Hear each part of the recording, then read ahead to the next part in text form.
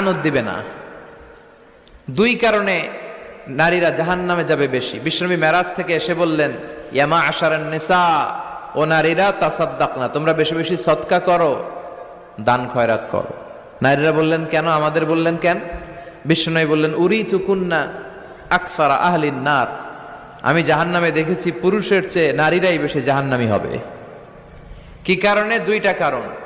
তাকফুরনাল আশিরা, সবাই না, অধিকাংশ নারীরাই স্বামীর অস্বীকৃতি করে।